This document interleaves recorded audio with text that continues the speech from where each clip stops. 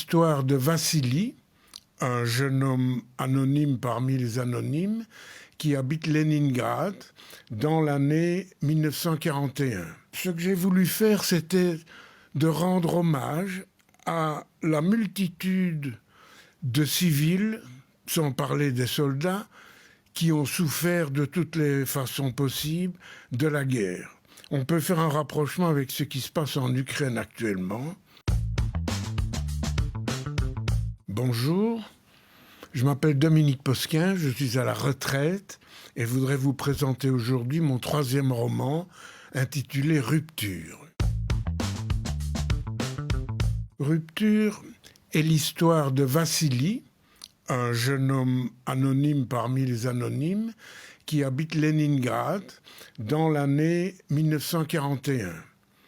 L'histoire commence avec l'emprisonnement de son père et puis de sa mère par la police stalinienne. Il se retrouve donc seul et se réfugie chez la sœur de son père. Quelques jours plus tard, intervient l'invasion nazie de la Russie.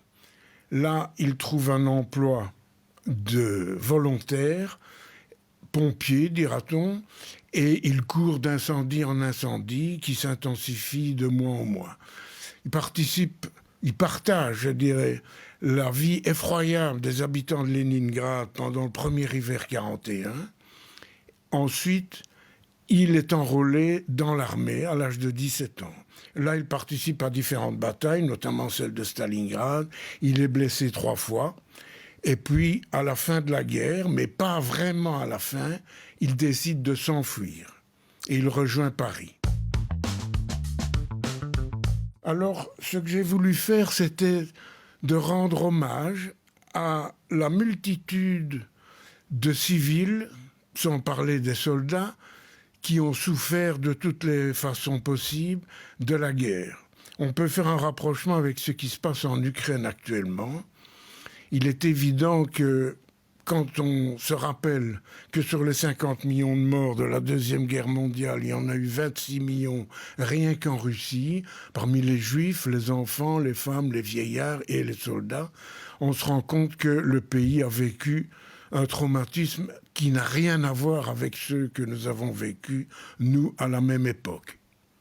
Donc j'ai voulu rendre hommage à ces gens qui ont vécu des choses parfois extraordinaires, horribles ou merveilleuses, suivant les circonstances.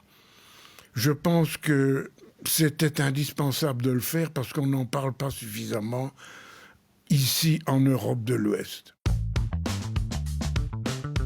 J'aurais voulu ajouter une petite anecdote, que s'il est évident qu'en Russie, les rapports entre la musique et la vie quotidienne ou les grands événements est indispensable.